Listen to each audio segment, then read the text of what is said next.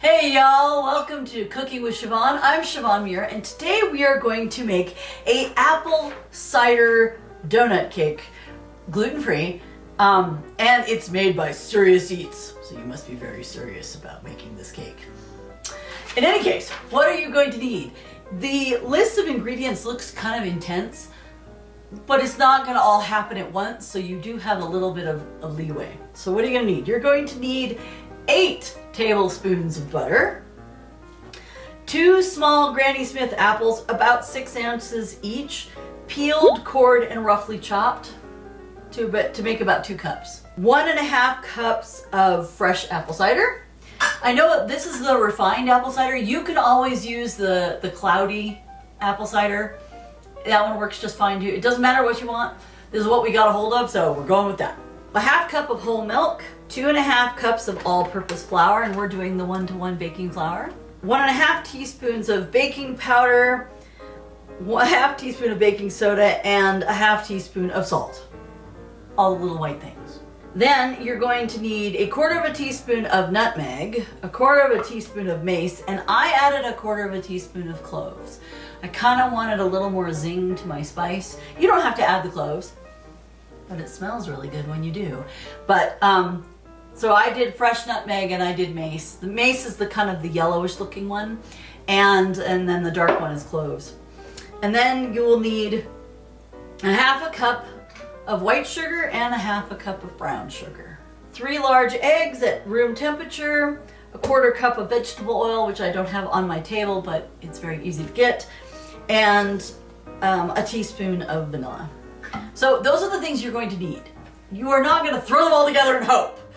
This is kind of a little more involved. And then at the end it says a cinnamon sugar coating. We're just gonna do cinnamon sugar. We're not gonna do anything really exciting. We're just gonna dump cinnamon sugar on this thing because it wanted cinnamon, nutmeg, and salt along with sugar, and I'm like, or we could just do cinnamon sugar. So that's what we're doing. What are you going to start with? So for the cake, adjust your oven rack to the middle position, which I have. And then preheat the oven to 350 degrees Fahrenheit or 177 degrees Celsius. And then grease a large 10 to 12 cup capacity Bundt pan with a tablespoon of butter, it says. Or you could just use cooking spray. Whatever you'd like. The idea is to make sure that the batter doesn't stick to the pan.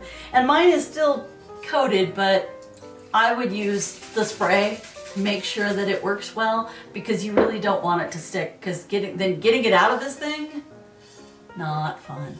I am not going to start my oven quite yet.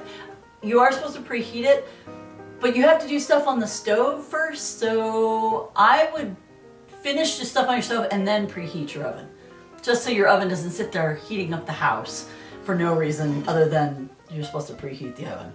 Then what it says is, in a medium saucepan, bring the chopped apple and apple cider to boil over medium-high heat.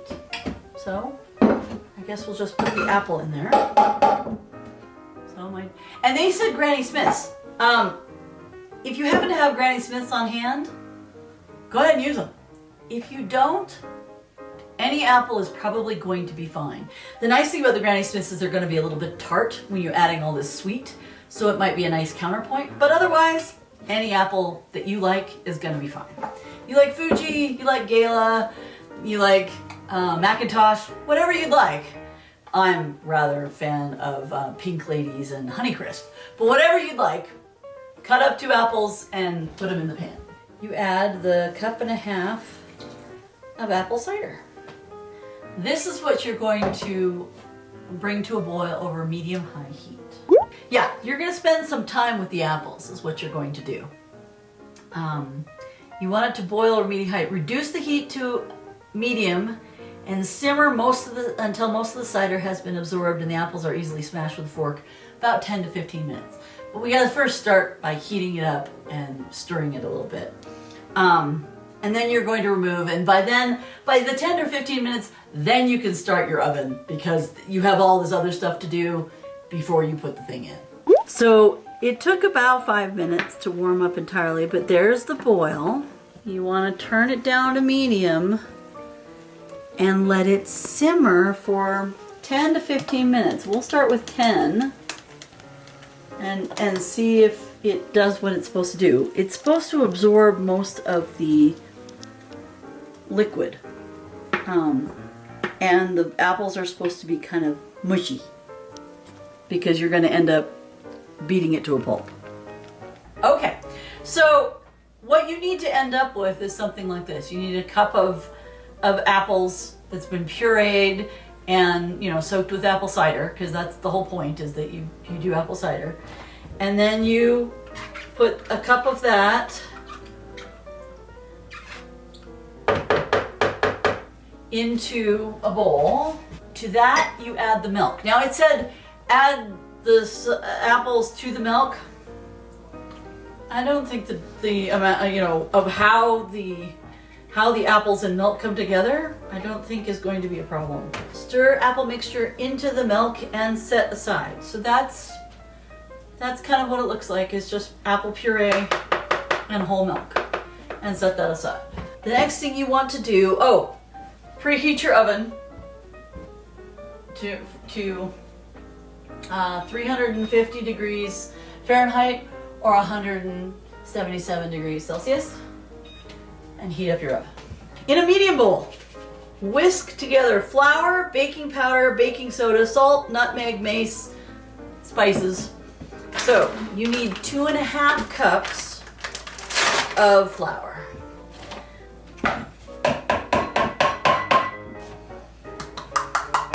2.5 cups of flour. All right. Then into that, you add your baking soda, baking powder, and salt. That's the white ingredients. So you add those in. And then you add in the spices. And then you whisk those all together so that you're not getting clumps of stuff. There you go. It looks like slightly golden flour. Set your thing aside.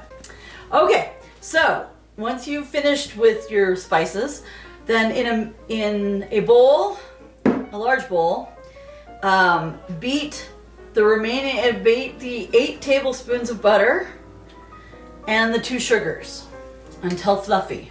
About 3 minutes on medium speed. Yeah. And then,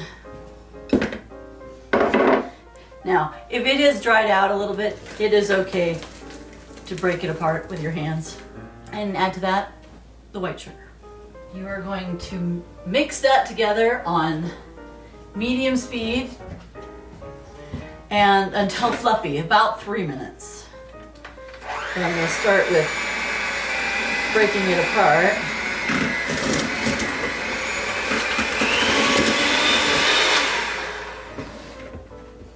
I think it's kind of fluffy. Add the eggs one at a time, beating well after each addition.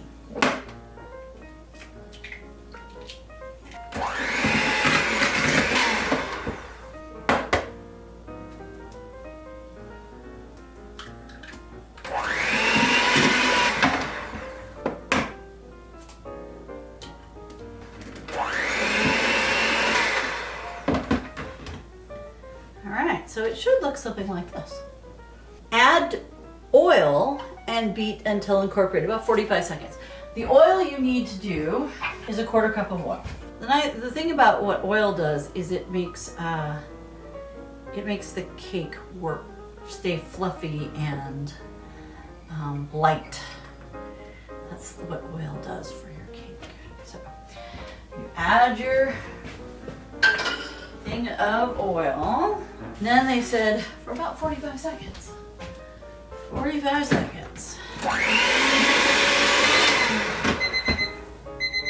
Okay, now, so what we're going to do is we're going to decrease the speed of the mixer and add flour in 3 additions, alternating with the apple, scraping, as needed. We're going to add some of it and then we're going to add it in slowly, okay? You don't want to overdo it because then you're going to end up with everything all over the place.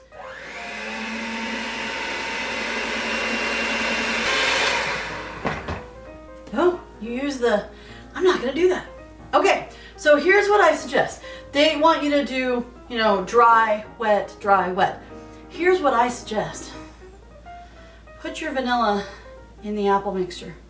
It's part of the wet ingredients and it'll distribute it a lot better.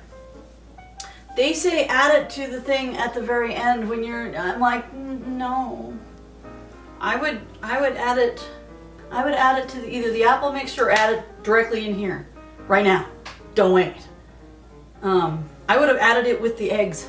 I think the eggs and stuff like that. Yeah, I'm gonna add it directly. Don't wait.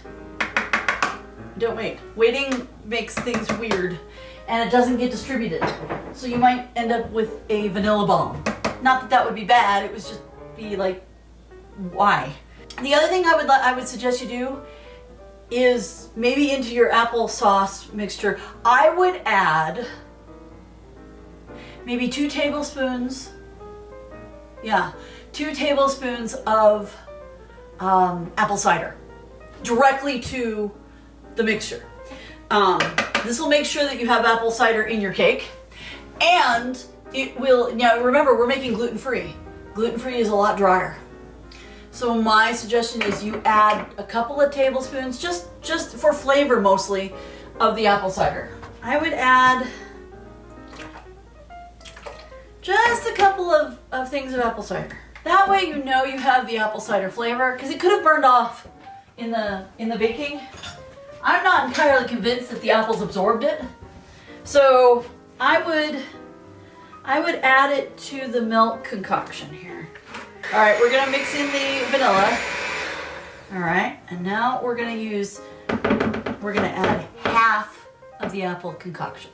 All right, the other half will come at the end. So.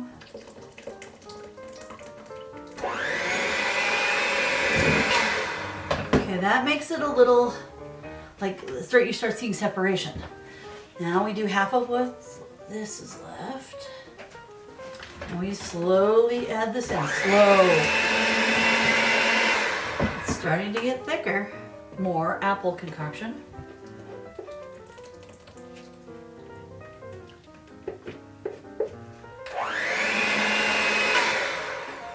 And then just the last of the dry ingredients.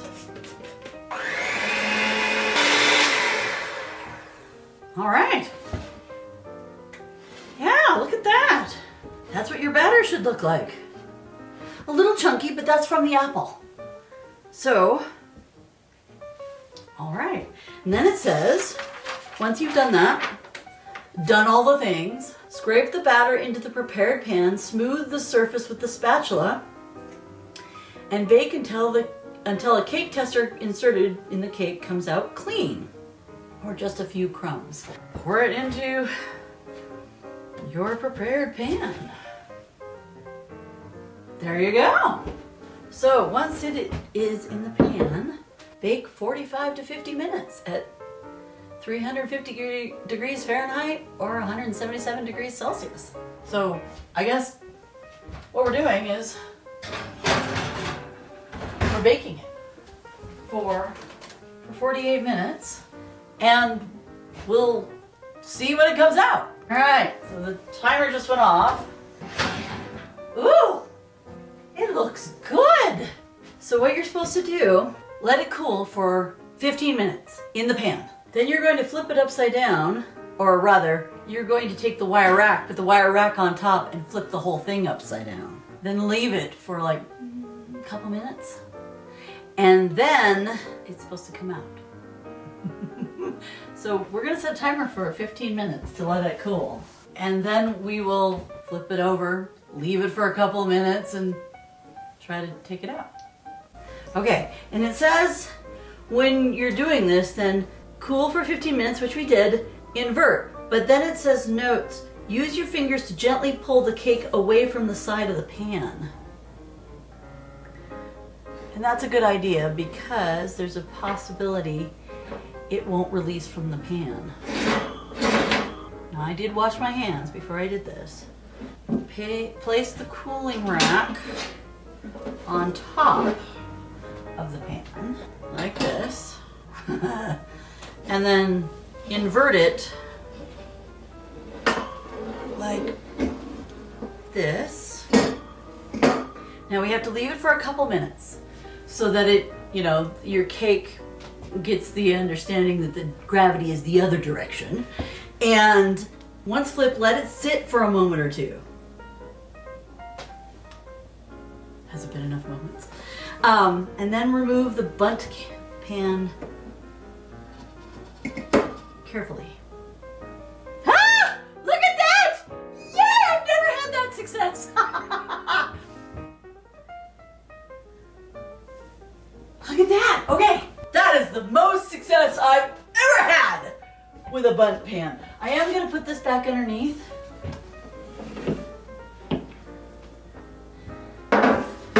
Because what I'm going to do now is combine the cinnamon sugar, and while the cake is still warm, sprinkle with cinnamon sugar using the fingers to rub into the sides. So I'm gonna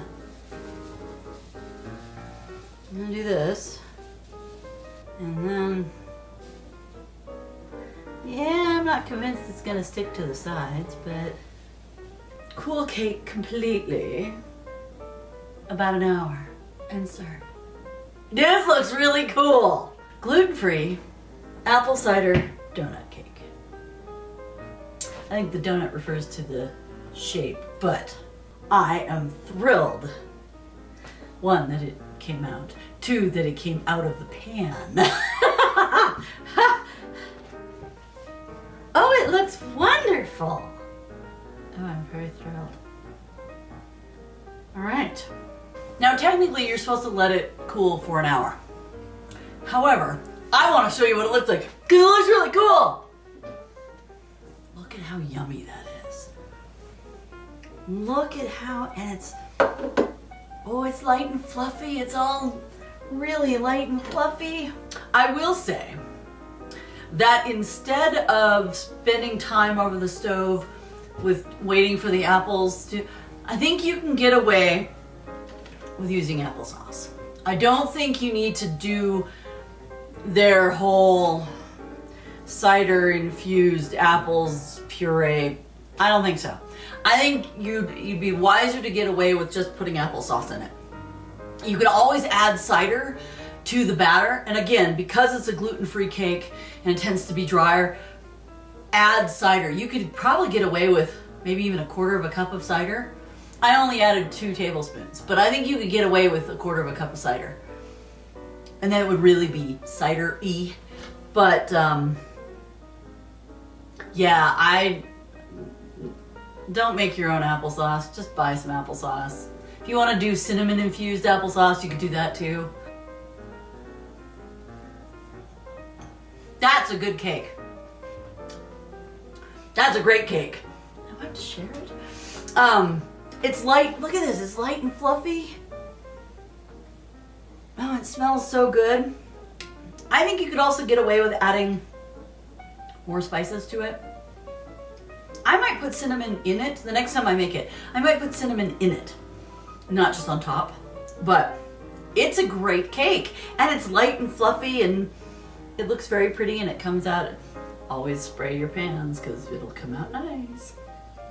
But yeah, so thank you so much for joining us. Definitely ring the bell to find out when there's new videos coming up. But here's the thing. I am starting to pull away from Facebook and Instagram. It's just a business decision on my part.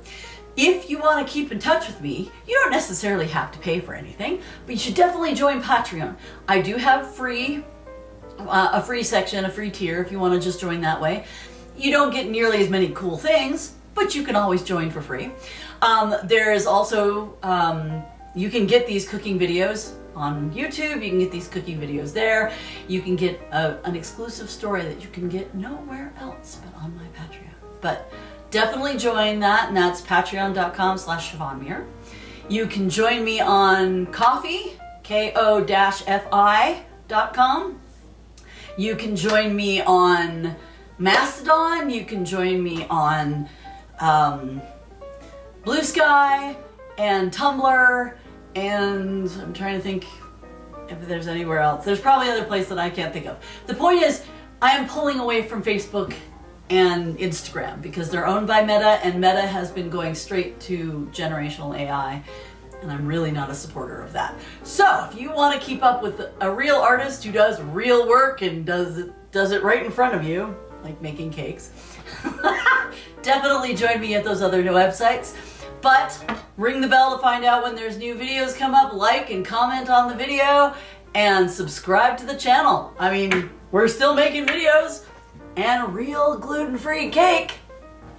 So, thank you so much for joining us. Happy making, happy baking, happy eating, and happy reading. Bye.